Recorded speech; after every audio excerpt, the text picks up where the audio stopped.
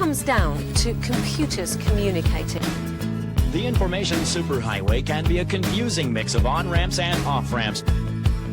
Bitcoin is worthless artificial gold. Is it still rat poison? Probably rat poison squared. We need to get into the world of, okay, this is actually foundational technology. What the Internet of Money does is it creates a single network which can do a microtransaction to a gigatransaction. The Internet is going to be one of the major forces for reducing the role of government. The one thing that's missing, but that will soon be developed, is a reliable e-cash. Righty, gentlemen, welcome back to another episode of Final Settlement. Today is Monday, March 23rd, 10:37 a.m. Eastern Standard Time.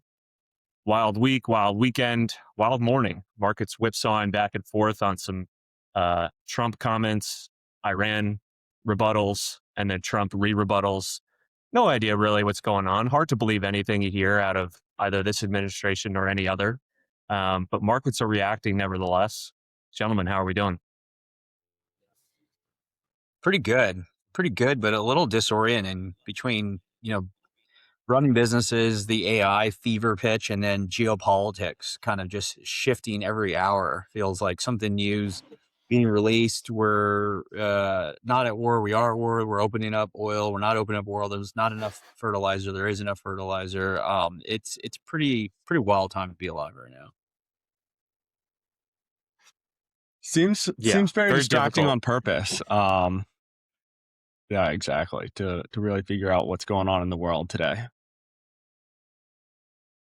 Yeah. I'll just pull up the Bitcoin chart here for a second. You can kind of see this morning there was a jump, and this kind of happened across all risk assets, S&P, some other things, when Trump tweeted out that discussions were happening to some extent, kind of signaling the war was going to be over sooner rather than later. Iran then comes out and denies that. But then Trump sort of says, well, we weren't talking to the supreme leader. We were talking to some other top official. And then there were some reports that there was back channeling through other countries. So again, very hard to discern what's going on. But we've kind of seen this the past few weeks where like literally market hours, Trump says something to basically quell volatility, maybe dampen the uptrend on oil in particular. And then after the market closes or on the weekends, that's like when things have escalated. And like over the weekend, there was talks of, boots on the ground, ground invasions of Iran, general escalation. And then it was kind of like market open. Let's calm things down. So it's very hard to believe anything that's being said directionally. But I think what we do know, and this was something we had on the list, but this is just an interesting sort of anecdote from the United CEO, Scott Kirby, saying the airline is prepping for oil to hit 175. They don't think it comes back below 100 till the end of 2027. And so, this is a signal in the sense that this is a business that is attempting to plan for at least the medium to long term. And thinking that this uptrend in oil is here to stay. I think, and there's some credence to that in the sense that, part of what happened last week was the actual destruction of certain infrastructure, which has, estimates of into the years of basically what it would take to rebuild some of that infrastructure. And so there's going to be real constraint on oil. And then, Michael, as you referenced, like that kind of flows through to other things like fertilizer and other petrochemicals. So I think it's interesting to see a CEO sort of like what their signals they're sending to the market are relative to like what Trump is saying on any given morning. Because these people are needing to plan long term, where Trump is really just trying to like think, at most 12 hours ahead and like what markets are doing, it seems. But curious what you guys think. Yeah, I think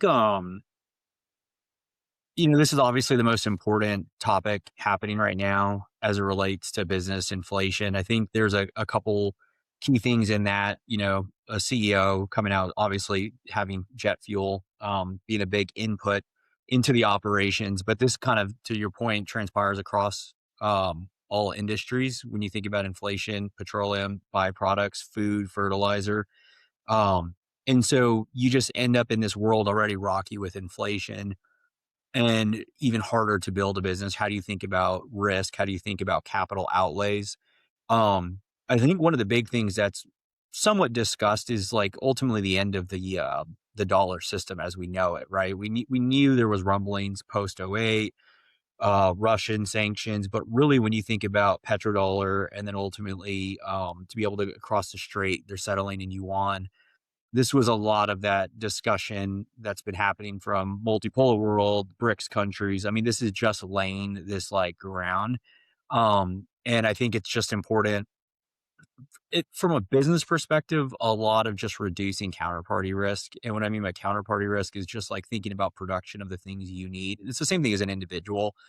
But specifically if you're a business, whether you need chips, you need laptops, like anything that you just like absolutely need, I don't hold for certain that they will be there in the future. I think we've seen slivers of this with COVID when you think about all the shortages that happen. And I'd be shocked because to your point, there was a wonderful podcast from the Monetary Matters. I think they're Blockworks produced pod, but point being is, and I don't even remember the guy that came on, but if you go back, it was 2 pods ago with an individual that's very deep in the commodities and oil markets, just explaining to what Brian was saying is that like this stuff is forward indicating in the sense that once you stop these productions from the refinement to like slowing things down, it ultimately takes like weeks, if not months, to turn back on, or if not years. And then now when you see some of the destruction that's happening, that like this stuff will have ramifications much further into the future than we know can expect. The last thing is as it relates to Trump, the reason why I think Groman angles to the taco situation is like there's nothing they can do for a long period of time that effectively disrupts the global financial system, because the whole thing will come cratering, right? You have the bond market pulled up here. We've seen inflation. There's gas, oil, diesel, like all these things are effectively going outside of the bands of normalcy, and that starts to break everything with it. And so there's only so long before they can do that, unless they're just going to cause a global financial like collapse. And so I think that's really where you see this dynamic of back and forth where something has to happen. As much as things look grim over the weekend, this was kind of my expectation that they're going to start to walk things back, because it's the same thing with the tariffs. When Trump first got elected, it ultimately like they did it until somebody had to calm him down. It was like, dude, you're going to blow up the whole system unless you kind of like pull it back. So I think that's the base case, but obviously that only always works until it doesn't. And then maybe one day he doesn't chicken out and we end up in some kind of crazy, event. But until then, that's kind of like my operating system is like there's disruption and volatility, but then he pulls it back. But it's a peak of what's looking like to come. Yeah. I mean, it's a fair point. I would say the only difference between this and like tariffs is like there are bombs flying at this point. So it's like a little more precarious to just think you can like pull back from a lot of this stuff. I agree with you though, that like they need to, or everything collapses. So it's like they need to find an off ramp. And I think a lot of the commentary has been like maybe too optimistic in the sense that like, oh yeah, we're going to figure this out. We're going to find a way to off ramp here in some manner or function. But yeah. Liam, any thoughts on that before we get into the... Go ahead. Yeah, I mean, without sounding conspiratorial, like there's a lot of discussions happening right now from like capital investment. We've seen the sovereigns moving from the west to the east, that there is a real chance that outside of this, the Middle East ends up stronger, the East ends up stronger, oil trade, dollar dominance ends up weaker, that a lot of these things like there's bombs flying, but there's a real reality like this all ends up in the next couple months or weeks in like, okay, we did what we had to do. Oil production goes up, which is a net positive, right? If you're producing that oil. And also, I don't follow geopolitics closely, but there are very smart people saying that potentially a regime change already took place in Iran before this. And so like, there's just questions of like how much, obviously it's different than the tariffs, but I mean more from like the market optics and the financial market optics of like, we just saw what happened in the volatility and then with gold as well. I don't think it's like a foregone conclusion that there are ways to just like start to pull back from the financial, from like the stock market perspective, not from inflation, because inflation is going to continue to rip. But I think from the equity markets, which basically the whole financial system's levered to be able to like come back with it. Yeah. Yeah, I mean, they're interrelated though crazy too, to- right? Because go ahead. No, I was just gonna say it's wild to see just after the U.S. trying to support Ukraine for a very long time, and then going in and doing what it's doing in Iran, just unsanctioning both Russian and Iranian oil over the past few days is definitely a telling sign that they are pretty concerned about just the impact from inflation and just where the bond market has gone, as well as oil prices. Right ahead of a midterm election is just not something that I think the administration is willing to let continue for any prolonged period of time.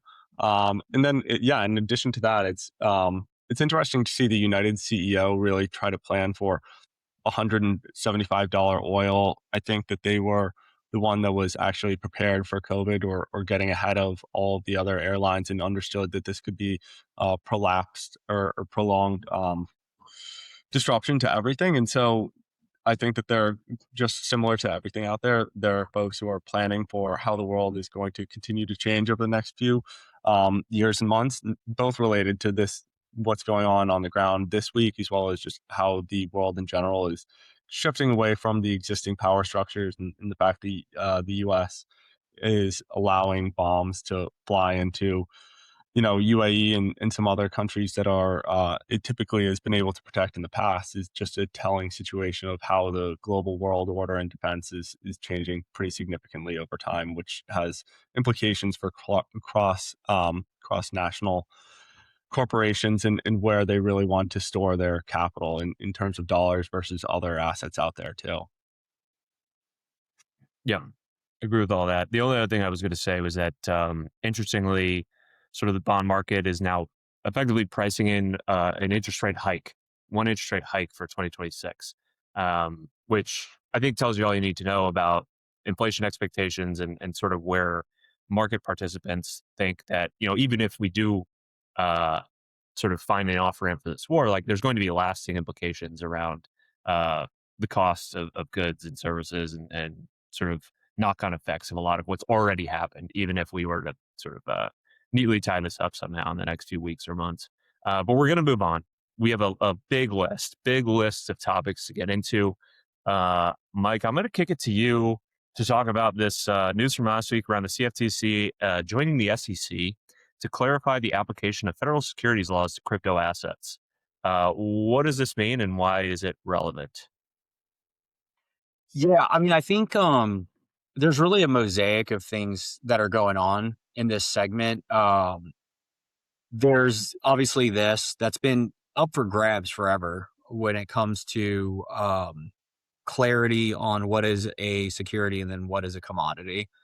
Historically, anybody that was conservative, or I don't even want to say conservative, but just understood production and registered securities or unregistered securities would call most crypto assets unregistered securities because they have a central issuer. They don't pass the Howey test. And then commodities would be really tied to physical production of like creation in the real world aspect. And, where Bitcoin has that example is via proof of work. But this clarity, and I think a lot of individuals saw it coming, was putting a whole basket of things into the commodity field that traditionally weren't. So I believe Solana, Ripple, Ripple, and a bunch of other assets are in that structure. I think the main angle here, and before we go, if you guys have thoughts, we'll go to some of the others because I think they fit nicely with this, is ultimately that this is a lot of the like groundwork before the market participants, the Morgan Stanleys, the Fidelities, and others that are stepping in a big way needed to be in place because they do need clarity. If they're going to offer these securities or commodities to the market, they need clarity on like what they are before they can go out and start positioning them, among other things. So it's obviously, bullish in the sense there's market structure coming that will allow institutions to have clarity into these things. It's also very bearish on obviously the gamification and the speculation that persists right now.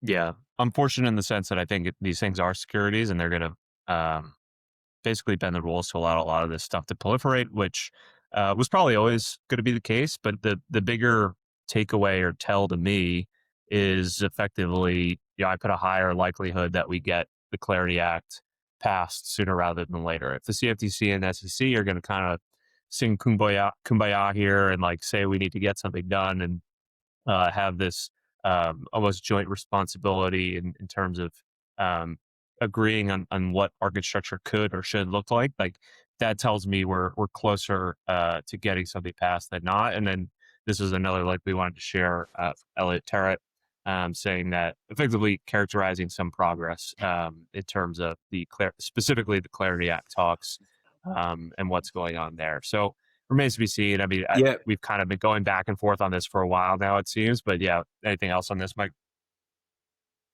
Yeah, I mean, I think tying in a few just related to, and then we can riff on whichever direction you guys want to go is, to your point, I didn't think about it in that way, but that actually makes sense. You get clarity on, no pun intended, on the CFTC, SEC ruling on commodities versus securities. It looks very close. So I think Lummis in that tweet, somebody was referencing it's close to like 99.9%. My understanding of the angle is that you will be able to pass back quote unquote yield, whether they call it that or not. It just can't be in a one-to-one relationship.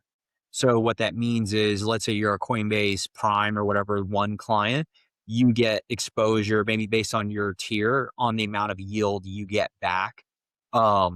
It can be tied potentially to some of the balance you have, but it's not going to be like you have $100,000 and you're getting exactly proportion of that capital there, which sounds like a decent middle ground. It helps because when you have it directly tied, that really, it feels like a good compromise. If somebody is not deep in the weeds here and they're looking at, do I go to Wells Fargo, do I go to Coinbase, and they're going to give me 5%, there's a bunch of other stipulations on that 5% theoretically.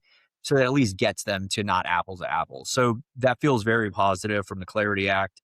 I've long held Clarity Act will be that kind of last moment before I think the machine is ready to roll when it comes to, Bitcoin flows turning on and just like a lot of the things turning on with Morgan Stanley and others. The other two things just to call out was randomly, I mean, it's not randomly. I think it just shows where we're going in this tokenization and movement of capital into 24/7 markets. We talked about it 6 months ago. Hyperliquid was out there, quote unquote, decentralized blockchain. They've been, public right now, really running with a lot of the commodities trading because of the 24/7 markets. But then also S&P 500 just licensed the ability to trade that perpetuals of 24/7 on Hyperliquid.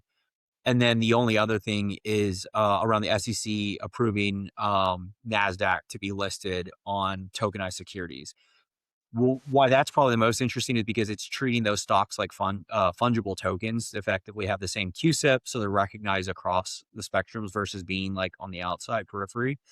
Why am I talking about this? Why do I care? Because we're, a Bitcoin company, Bitcoin focused podcast. The reason why is because I think that a lot of these things needed to naturally get in place before, again, that machine starts running. And also in reality is most companies, if they're going to survive in the future, they don't have to become crypto companies, but they're going to have to start looking more like traditional banks or traditional fintechs. That means that traditional banks and fintechs are going to be adopting these assets in the same way that native companies to this space will lose market share, cease to exist, will not be acquired unless they figure out how to provide other services next to Bitcoin. And that's just pragmatic and rational, because if somebody's offering you trade, as an example, and let's say the best Bitcoin only exchange offers you 45 bips on trade. Well, if Bank of America is offering you 35 and you have your mortgage and you have your bank account there, the rational thing to do is just stay there. I'm not saying that's for everyone, especially native people in the space that have an allegiance to a certain company. But when you think about 99.9% of people coming into the space, that's just rationally going to do. So we've been thinking a lot about this. We have a lot planned on the Onramp side related to this stuff. But I thought this was really bullish, middle to long term, simply because this is the changing of the financial system for better or worse. And we're just going to have things traded 24/7, tokenized, and it's going to come with a lot of volatility, a lot of rugging, but also a lot of that capital is going to flow into Bitcoin. Couldn't agree more. There are a few things that are interesting too, just to point out on this as well. like all this groundwork has been laid for a really long time. But ultimately, I think a lot of the Clarity Act getting across the line is ultimately going to depend on just what's going on right now in like Iran and the popularity of the Republicans, regardless if we want it or not. Like a lot of this, digital asset ecosystem is just associated with Trump at the moment, and Democrats don't like it. And so, the popularity of the Republicans will probably impact when and if this gets over the line. I think it's more of a question of when, not if. The yield piece is interesting too. It seems like the banks probably got a lot of what they were looking for too. Just the fact that if you are larger, you're able to capture a larger part of the yield means that, like we've been seeing over the past 50 years or so, the disintermediation of small credit unions and smaller financial institutions, because there's probably going to be some B2B2C yield that the larger primes it can actually pass along to their customers on the other side. So thought that those two pieces were really interesting.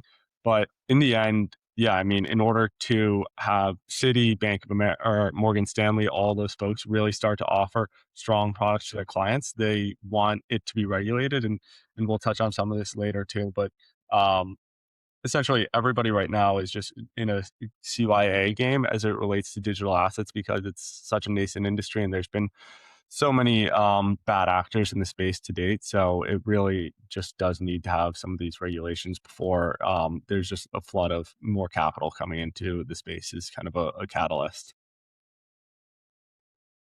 Yeah, that's all.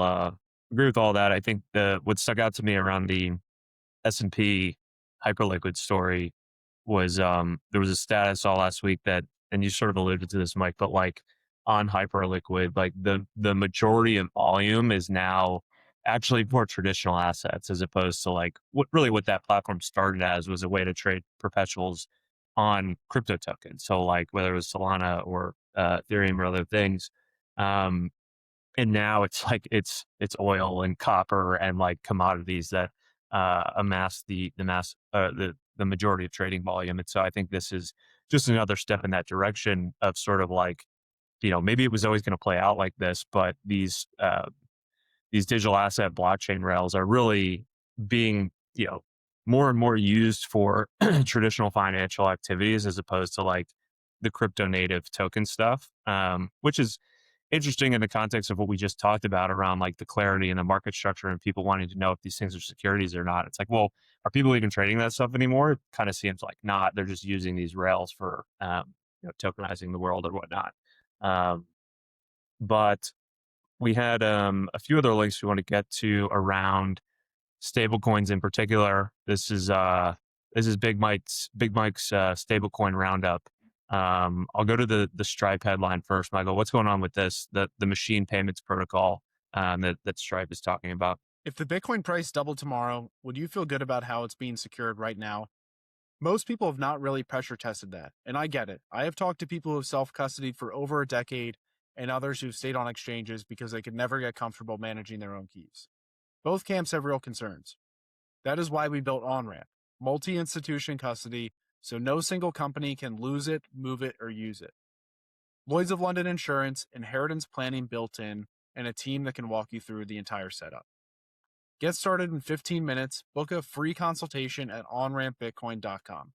Onramp, secured by 3, controlled by me.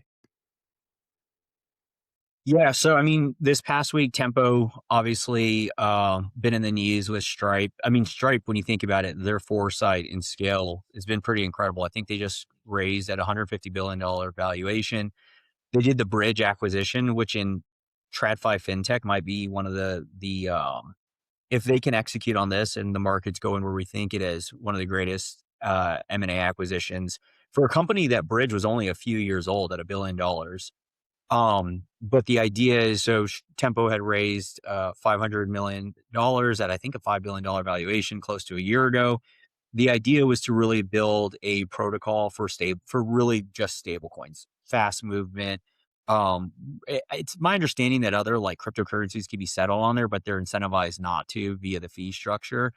And so I believe MPP stands for multi-path payments. It is effectively using Stripe in their tooling for both sides of the market, right? So if you're paying over this, it's not just tempos or whatever stablecoin they have. So any asset can settle here, USDC stablecoins, but also they have an integration with Lightspark to be able to net settle BTC.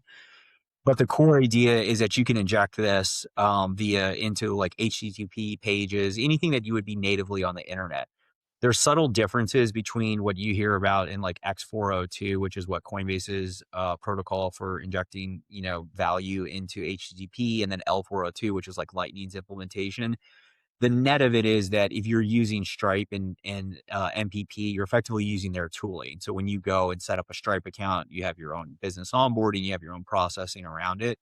But the core idea is whether it's AI, agentic commerce, or just native payments online, this helps provide the tooling and infrastructure to seamlessly accept digital value, which I think we've talked about heavily here, that we're just going to increasingly see more agentic commerce. The last thing to say is like, well, why would you want that? Like, why wouldn't you put your credit card in?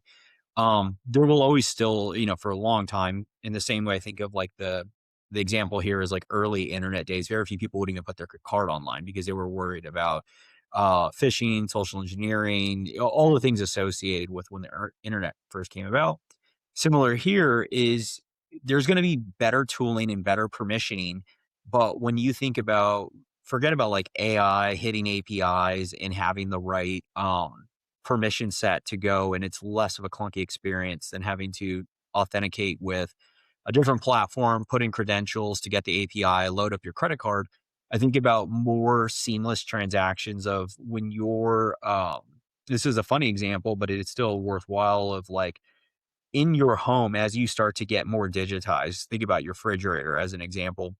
There's going to be automatic fulfillment where you realize that because the weight in the door has the milk lower than expected or whatever, it's going to send to Amazon, we need to buy this, and then you're just going to have it programmatically paid for. And this is going to exist across internet commerce, whether it's via your shopping habits for anything that you're after, or agentic commerce when it comes to leveraging AI.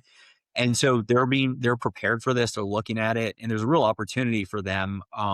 This ties into another segment or a topic we'll talk about with MasterCard's acquisition. But there's Visa, MasterCard, and Stripe playing to be in the middle of that mix. And they're just coming at it from a completely native angle versus these other incumbents. And it's really interesting to watch.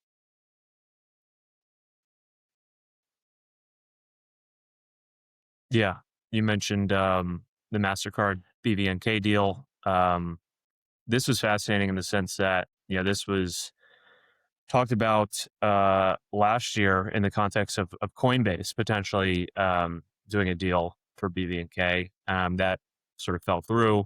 And now it comes out that this $1.8 billion deal for MasterCard to acquire BVNK seems to be getting across the finish line. And this comes after, as you mentioned, Stripe's deal, which I believe the numbers there were, here, $1.1 billion for Bridge. So price is going up for stablecoin infrastructure effectively. And so interesting dynamics here.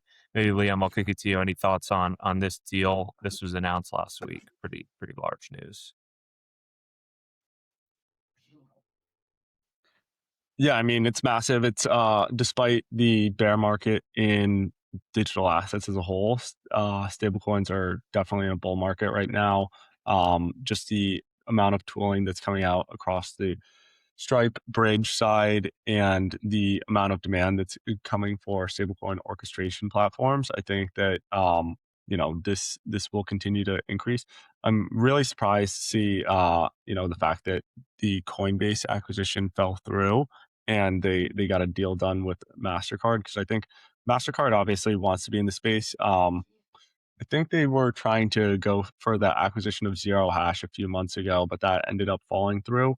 So obviously all of the payment providers are making their mark, understanding that this is going to be where the enterprise value of the industry is going longer term, and they're continuing to put their stake in the ground. I mean, other than that, No, nothing necessarily that's really standing out here.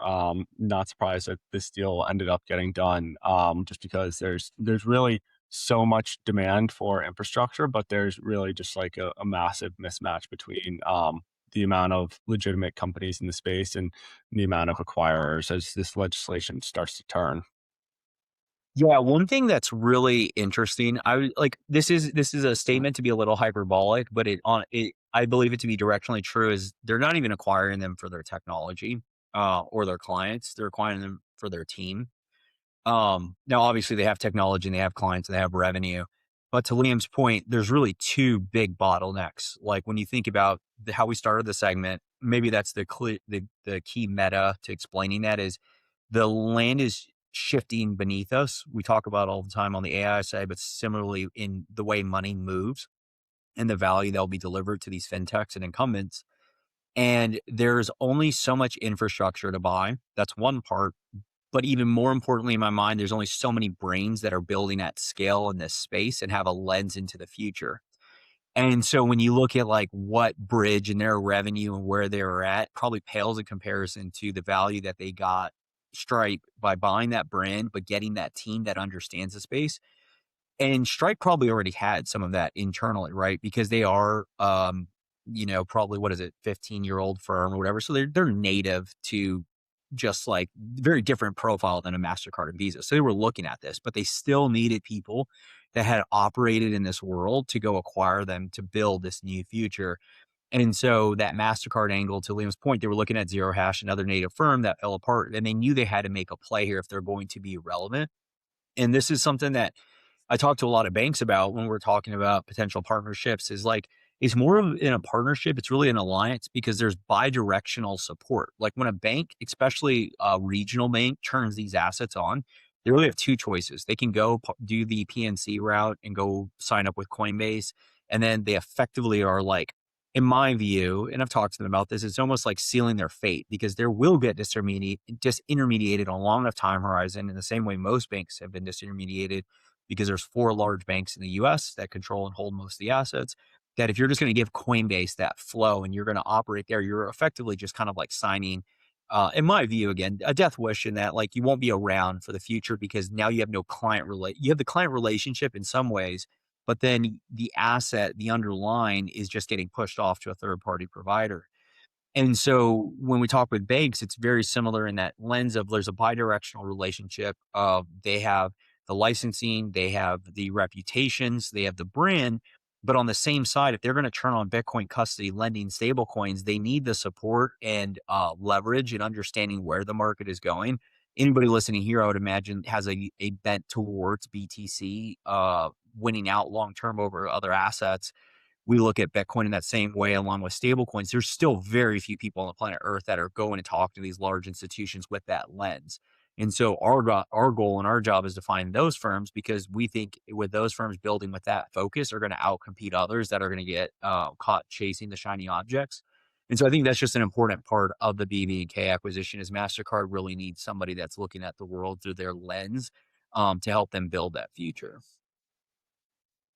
Yeah. I mean, this is something we've talked about for probably over a year now on the show of like, there's not too many paths for a company like MasterCard. You either partner with Coinbase or you go out and acquire effectively the brains to your point, Michael, to be able to at least be sort of on the forward foot in terms of thinking through how this world is going to play out. One other stablecoin headline I did want to get to was this gold-backed stablecoin, Mike. I'm sure this tickled your fancy. Tokenization platform Theo plans to introduce gold-powered stablecoin, which is set to generate yield from 2 independent sources. I don't know what that last part means there. Yields from 2 independent sources. Well, maybe we'll find out here. Yeah. Oh, something to do with hydroliquid. Great. So this my favorite part about it's not my favorite. It's one of my favorite parts about building is like in general, there's very few people I make happy because as much as I like have all my money in Bitcoin, I just see the world for what it is. And like I told Brian about this thing was coming, Hyperliquid was coming. Like for whatever reason, there's people telling me, dude, it's the same thing with. You didn't tell me about Hyperliquid. I knew Hyperliquid was a thing long before I didn't tell you about Hyperliquid, but I was explaining how like the point is that 12 months ago, you would have laughed if you thought like S&P was going to be licensing and the volume of gold and commodities. Like that was the point. That was the point. And it's the same way of like the stablecoin or the gold stuff. It's more of just like the angle here that's fascinating. I didn't even know this was on the radar. This was Liam and Nick. They had this. If anybody's not subscribing, you should subscribe to, I think we're going to change the name, but it's still Early Riders. The Open Range? Open Range newsletter. Like and subscribe. Open Range newsletter. Like and subscribe. But why this really caught my eye is because something that I've long held is we go to this free banking style, which we're kind of already there when you think about it. Like, why would somebody trade on Hyperliquid is because they expect them to fulfill what they're promising. Similar with Binance. Now, these stable coins ultimately go in that direction. And they start today backed by treasuries, and then people are going to start backing them with other things. I think this has long been Tether's play, and they've long seen that. And so they don't necessarily do it exactly today, but their balance sheet reflects that, and that gives them the air of credibility if somebody's going to put real significant flow there. So where this caught my eye was that gold is a lot theoretically less volatile than Bitcoin. In the past 12 months, it's been a little bit different, but that they were having a stable coin backed by gold. I think where you're saying two independent sources, they're doing a little bit of like their long spot, and then they're trading the futures to hedge out some of the volatility. But that we will just naturally start to see other ways that you're going to back a stable coin. Now, I didn't go deep enough, and I don't know if Liam did, in that if this is only available, I would imagine, to outside of U.S. investors. But I thought what was most interesting here wasn't even the Hyperliquid stuff. It was just mainly the aspect of more and more the design surface is out there, and people are going to have really interesting ways to peg a dollar to different assets. And then that free banking style reputation and Lindy is what's going to allow significant flow and reputation to ultimately go there. And so TBD if this actually works out, but I expect to see a lot more of this. And then, give or take 2 to 10 years from now, I do think we're going to see dollar stable coins backed by a bunch of other assets outside of just U.S. treasuries. I think that's right. I think the yield mostly just comes from the cash and carry trade, where there still is, some amount of dollars within this as well. But to your point, I think that over the long term, folks are going to increasingly look like Tether in terms of diversifying their assets across both treasuries, maybe some amount of private assets that are long-term investments. That's a smaller portion of the portfolio, but primarily gold and Bitcoin, and maybe a little bit of land in there too. I think despite what we're seeing right now with the recent sell-off in gold, just shows that right now there are a ton of folks out there who can't necessarily make the jump all the way from dollars or gold-backed stablecoins, and gold really is just the center of money. And as we digitize money, there are going to be more and more ways in order to try to create gold-backed stablecoins and gold-backed money, including tokenized gold. And Tether's obviously doing a lot there. But yeah, I think that we'll see more attempts to do it. Who knows if this ends up being successful or not, though. Yeah, 100%. Paolo and Tether have been all over this for a long time. This was an interesting line that just from this headline here, it's saying we're in a bear market for crypto now. We're starting out with risk-off assets, whether that's T-bills or coal. So, maybe that's just part of the calculus here too. And it relates to what I wanted to jump to next, which was Kraken freezing its multi-billion-dollar IPO plans due to difficult market conditions. I guess not totally surprising, but I think, there's been basically, we had Gemini, we had BitGo, we had some other sort of large IPO plans. Bullish was the other one that, I haven't looked at their stock charts recently, but I'd imagine they're trending downwards since their IPO.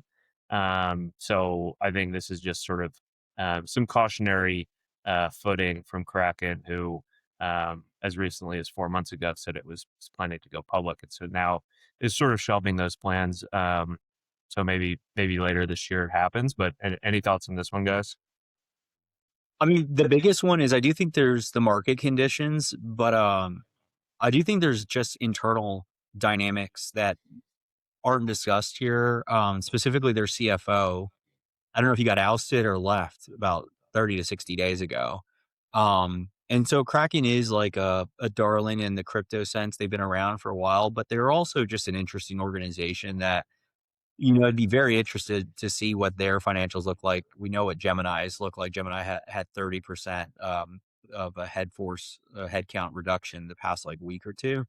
That market conditions also was just like internal dynamic. I think it's probably just there's a component of like internal. I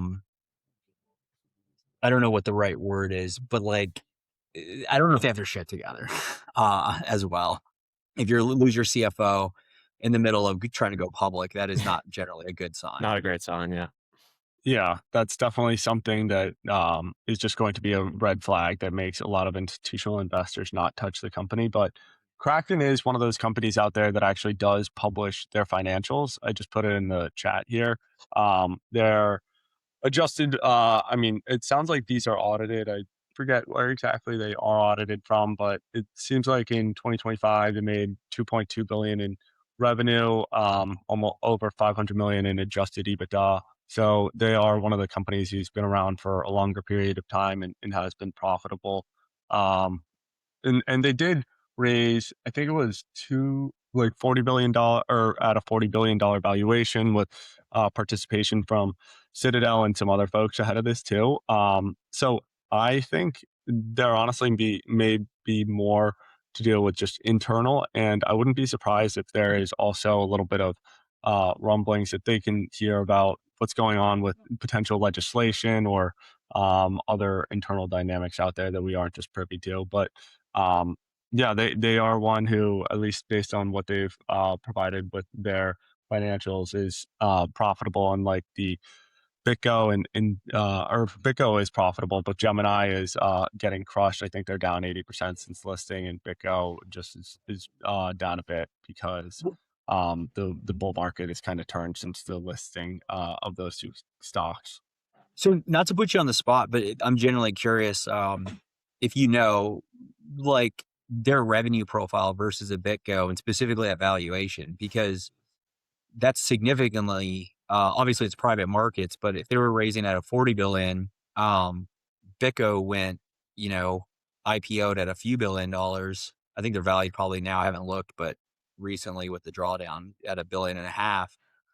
That 15 billion in revenue is a little bit of accounting when you think on the BitGo side because of the trading volume. I think it was closer to like, I don't know. I don't want to be unfair to them, but it was much less than that when you look at like custody fees. Obviously we love BitGo, they're a partner, but I'm just thinking about like that valuation compared to here. What's the revenue mix that's different that gives them a greater valuation, at least in private markets? I don't know if it's necessarily revenue. I think it's the adjusted EBITDA. I don't know BitGo's off the top of my head in terms of EBITDA, but I think that their net profit is something like 15 million, or was last year. And these guys had over $500 million in adjusted EBITDA. And so they have almost 50 billion in terms of assets on the platform.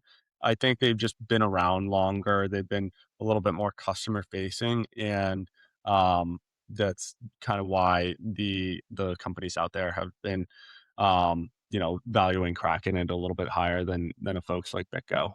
Yeah, I mean, that's interesting because they, I believe they integrated Alpaca on the back end for stock trading. And that goes back to the point of like market optics and looking more like a client, not only client facing firm, but also offering different products that are going to cross that bridge when it looks like a traditional like finance firm versus more of an infrastructure play. And so again, I don't even know how much is warranted in that valuation, but we all know the stock market is more of a vibes and momentum game. So that would make sense because I think I actually don't know how long they've been letting people trade traditional equities, but I feel like it's been at least a decent while versus I think Coinbase just turned that on. Yeah, you got to imagine that Citadel is getting some sort of data sharing or sweetheart deal, especially as they turn on equities on the platform too. And I'm sure that Citadel, especially their quant team, is trading digital assets and like probably been on Hyperliquid and stuff too. Yeah, Kraken's OTC and trading is more of a trading venue than BitGo would be. Check out earlyriders.com for all the latest in Bitcoin investment research. Now back to the show. Okay. I did want to move on. I was going to bring up the investor survey that EY and Coinbase put out. I think there was some interesting data in here. We could take it in a number of different directions. But basically, this was a institutional investor digital asset survey put together by EY and Coinbase. There's a lot in here, primarily focused on sort of stablecoin adoption, tokenization, real-world assets, general allocation frameworks, how people are thinking about their exposure to digital assets. I will, before I kick it to you guys, the most interesting thing in here to me was slide 20 around custodians. 61% of respondents currently invested in digital assets use more than one custodian, while 36% use a single custodian. And 56% have a multi-custodian model and plan to continue. 24% have a single custodian model, plan to continue with that. And then there was some amount here that, 12% that have a single custodian model, but plan to switch to a multi-custodian model. I just thought this was interesting because it's very logical in the sense that more is better than one, even if you're just diversifying custodians. We've seen this in the mining industry for some time where firms that hold a lot of Bitcoin tend to spread out the custody of their assets because if something were to happen to one of them, at least you retain the assets from the other custodians. Now, how this relates obviously to Onramp and what we do there in the sense that multi-institution custody is fundamentally a different architecture than just distributing assets to multiple custodians. It actually provides redundancy and fault tolerance with the quorum model to say, yes, we're going to spread this out, but in a quorum structure where if something happens to one, you're not losing 33%, you're actually losing 0%. So this was encouraging to me in the sense that at least directionally people are thinking about this correctly in the sense that there's a recognition that just having a single custodian is bad, particularly for an asset like Bitcoin. Curious what else you guys pulled out of this survey or if you had any thoughts on this one in particular. Yeah, I didn't have a chance to look at this, so I don't have much to add outside of what you just called out here, which is really fascinating on the multi-custodial model. There's a business world or business idea in the crypto world where somebody should launch something related to what we do, except for just go and like figure out the relationship to manage with the other custodians, and then you give the right legal assurances from the owner of those assets. So you obfuscate having to deal with them, and you give them a unified platform. Because we often get this. I just got this the other day from sending an email out, and the individual was asking, he was moving his IRA over, but then also asking, are you guys looking at gold? And then what would it be in multi-institution as well? And I think that's a big part of the barrier. Like we see this end state where Bitcoin settles in multi-institution. Most people don't actually understand that multi-sig, native multi-sig is only available on the Bitcoin protocol. Everything else would have to build some kind of smart contract. We've obviously seen the problems with those smart contracts in multi-sig. The most famous one or infamous one is the Bybit hack. But the point being is that the market, to your point, Brian, understands risk. At least sophisticated investors do. They're saying they want to split it around. We see Saylor doing this, but it's still obviously inefficient. You have multiple counterparties, multiple whitelists, multiple levels, and then you also still have a single counterparty that can lose a percentage of those assets. But this really highlights that how not only early, but like the lack of education, because most people will see multi-custody and they'll think that you're just separating the asset in 3 different custodians.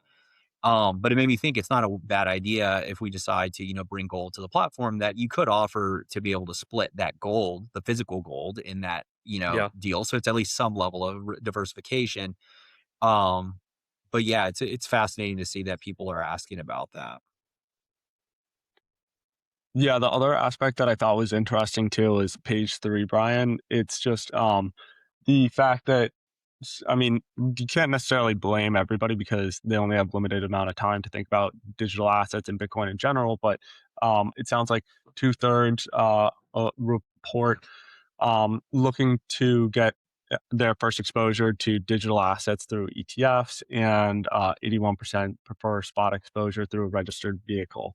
So it's just natural that, like we've been talking about, especially at the top of the episode, of all the kind of changes to regulation and Morgan Stanley lining up their new Bitcoin ETF, and essentially more clarity, bringing more assets into the industry as a whole.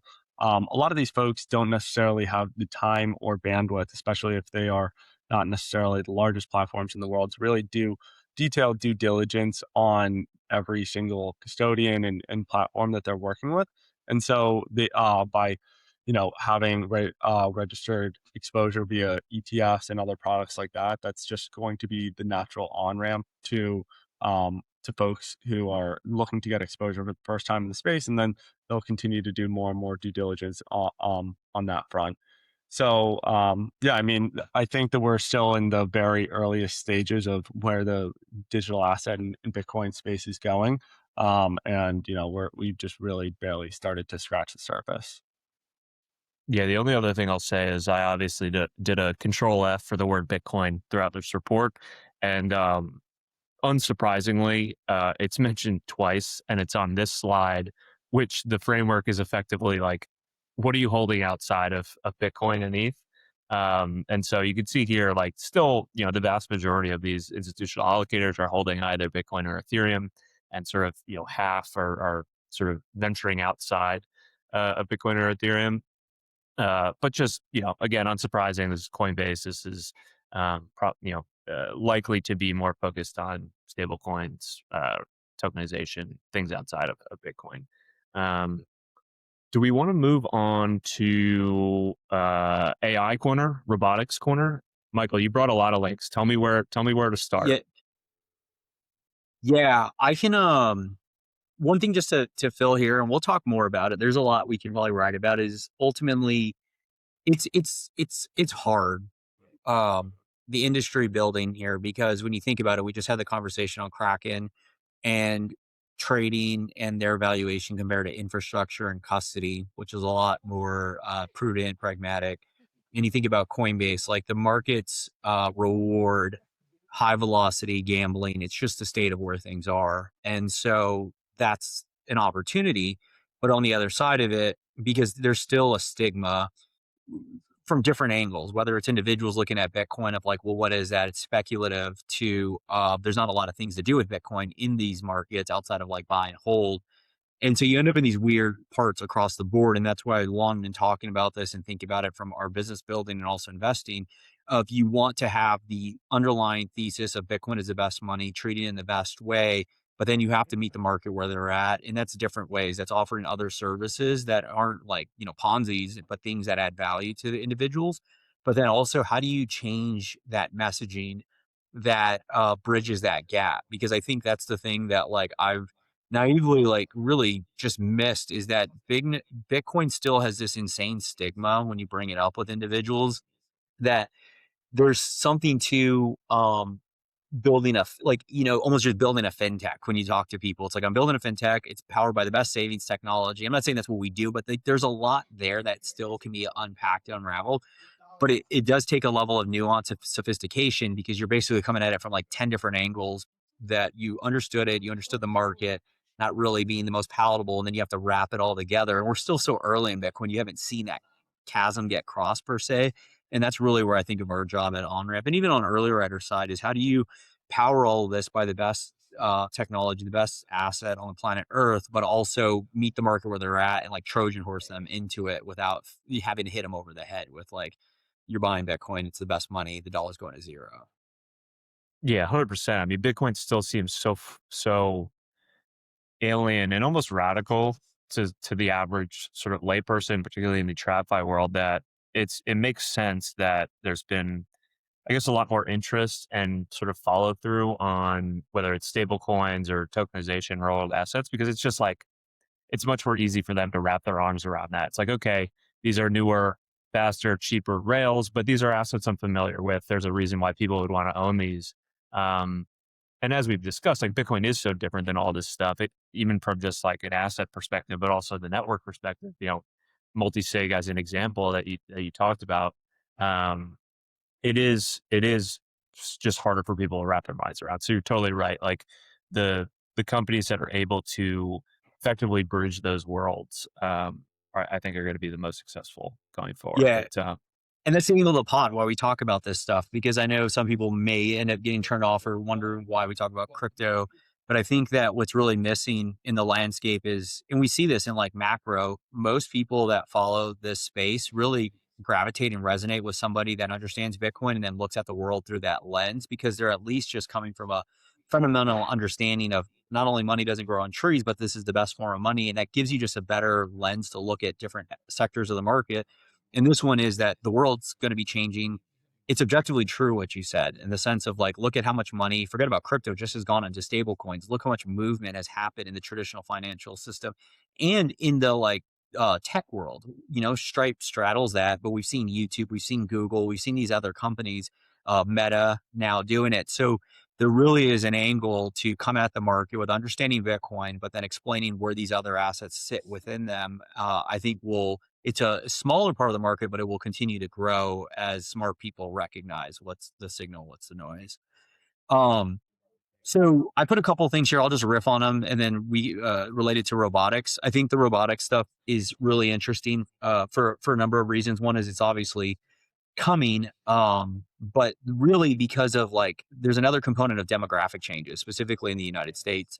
And we know that there's just not enough people growing up having to deal with a lot of these roles. What does it look like long term? What does it look like from an inflation with human capital versus having to pay for robots? And so there was a number of things that came out this past week related. There was Bezos setting up $100 billion fund to effectively go and invest in building more efficient systems with robotics in manufacturing. There was Amazon also acquired a firm called River. This is interesting. If you click on that link, because they call them stair climbing robots, or it's this angle of like delivery on wheels, because this is where Travis Kalanick and Adams are really coming into play. Is that there's a notion of humanoid robots that are being built, but there's just a lot of forgot the term that's called where there's a term where if you're going to thread a needle, the amount of robotics and sophistication with the movement is fundamentally different than when you think about just manufacturer delivery. And so the understanding of wheels and delivery are a lot closer than these other types of robotics. So they just did that. And then, I would say those are the two big ones related to robotics outside of AI, because there's some other stuff in AI here, but I know Liam might have some thoughts on the Bezos fund. I mean, those are just obscenely large numbers. I think it's tied for the largest fund that's been out there, investing in what I think are kind of the hottest sectors right now in the what we'll call more legacy industrial space of chip making, defense, and aerospace. Everybody knows that these three are critical infrastructures, or critical industries to U.S. national security, and I don't think many folks are betting against Bezos. So that'll be really interesting to see how that ends up playing out. I think that there is a ton to that, he's going to be able to develop the best teams to join him as well. But yeah, not a ton outside of that. Just these numbers are getting so absurdly large, and having this amount of capital behind you is going to allow for a lot of consolidation in these industries, where there are going to be folks who are a little bit slower to adopt these new technologies versus I'm not going to bet against Bezos. Yeah, I mean, there's an insane amount of tribal knowledge and scaling Amazon from a robotics perspective to be able to, and then connections to make those allocations. The other things just related to AI was, I thought this was really fascinating because we've talked about this before.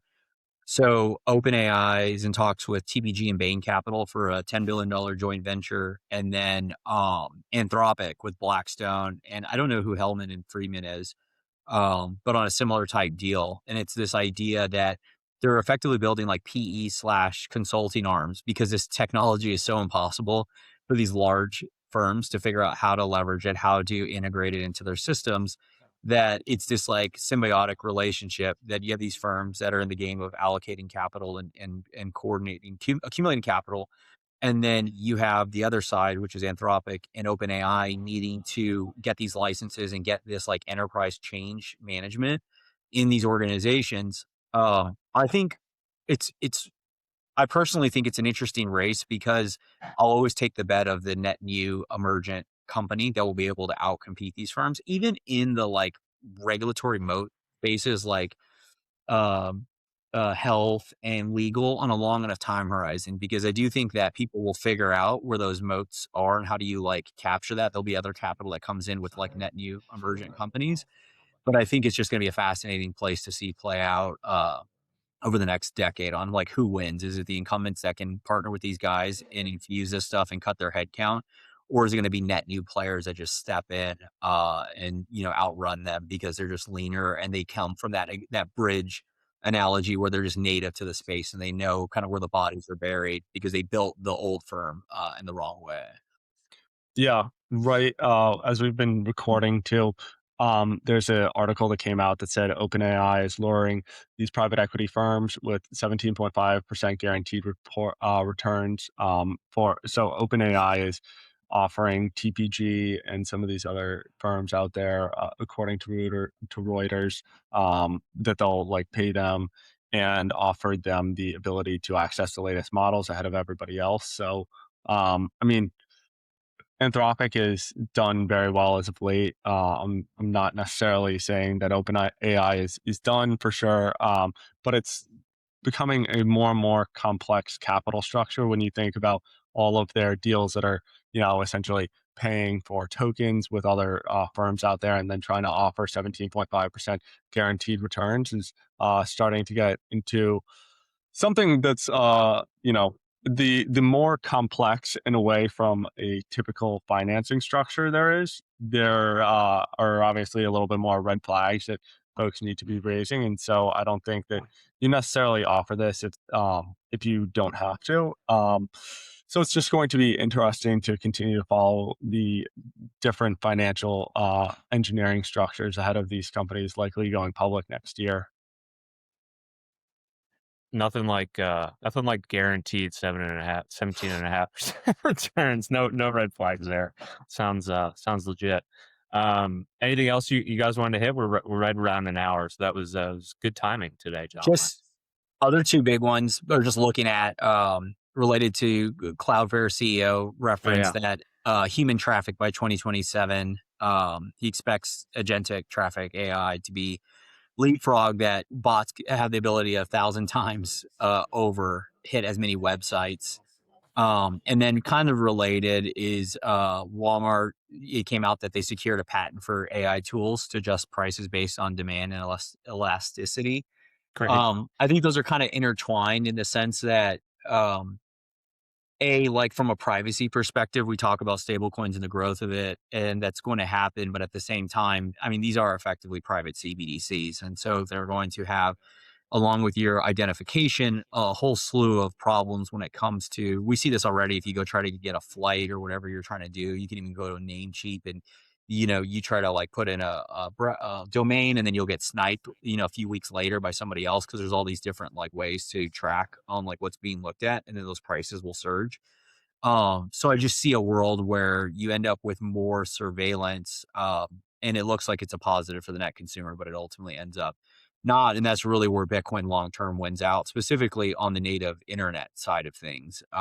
Yes, there will be bots, there'll be more AI, but if you're able to build in finite scarcity into the internet, via Satoshis, you're just going to end up with, I think, the long-term way how the internet unravels. But again, we're still decades, I think, from that.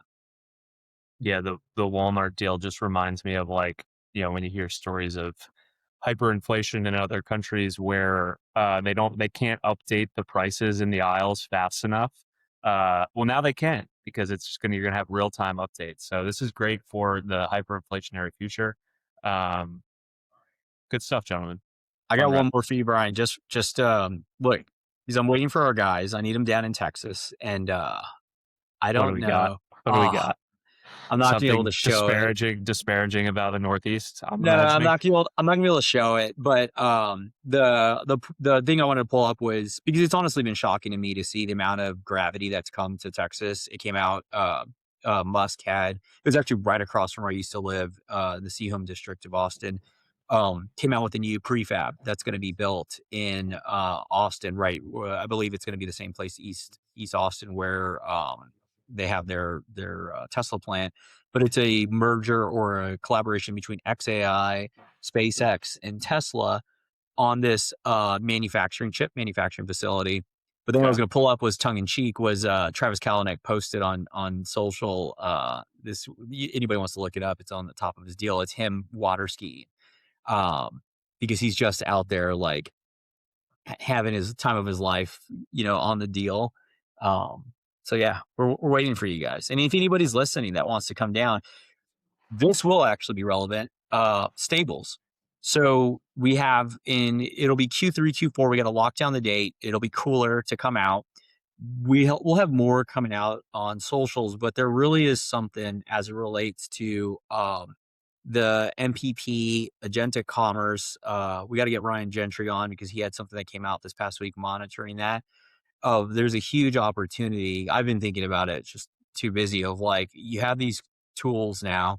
You can effectively integrate Spark, Tempo, whatever you want, to really embed value into a native page online. Like, there's no shortage of things that now people can come up with that will provide value to this cohort of the market that's going to continue to grow, that can just start stacking, whether it's stable coins or dollars or BTC.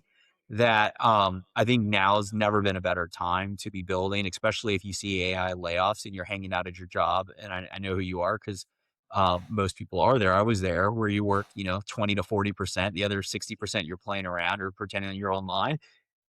Start messing around with this stuff. Listen to the previous pods. We're going to be putting out more research. I think there's just an incredible time, very low capital spend. We're going to be investing on that side. And so reach out to us at our emails or earlywriters.com in the inbox, intake form, because it's just never been a better time. As much doom as there's out there, like the tooling to just like turn on an exchange, to turn on different ways to accrue value in this new world, it's going to be exciting. Well said. Stop doom scrolling. Start building. Reach out to us if you want to get involved. It's hard. That algo. It's hard. It is hard. That is fair. I mean, Brian had it on here. The end is a speaker of Iran's parliament says holding treasuries makes you a target. I don't even know what that means, but it got him excited. So we'll probably talk more about it. We'll probably talk about it more on Last Trade, because I don't want to scare people right now that their bonds are going to make them a target of the IRGC. But maybe they do. I don't know. Brian will share more on Thursday morning. All right, boys. Thank you as always. See you guys next week. If something happened to you tomorrow, could your family access your Bitcoin? Not probably, not they would figure it out, with certainty. I thought about this a lot. You may feel confident managing your own keys, but are your loved ones? Billions in Bitcoin have been lost already because someone died without a plan. With Onramp, inheritance planning is built in directly into your custody setup. Your Bitcoin stays segregated and in your control, insured through Lloyd's of London, and accessible to the people you choose when they need it. Get started in 15 minutes. Book a free consultation at onrampbitcoin.com. Onramp, secured by 3, controlled by me. Thanks for listening to this week's episode of the show. If you found the information valuable, please share the episode with a friend or leave a rating on your favorite podcast app. All the links we discussed in today's show will be in the show notes inside your podcast app. Before we finish, a quick reminder that Onramp Media is for informational and entertainment purposes only, and nothing should be construed as investment or legal advice. Regardless of where you are on your Bitcoin journey, we'd love to hear from you. Visit onrampbitcoin.com/contact to schedule a consultation with one of our private client advisors.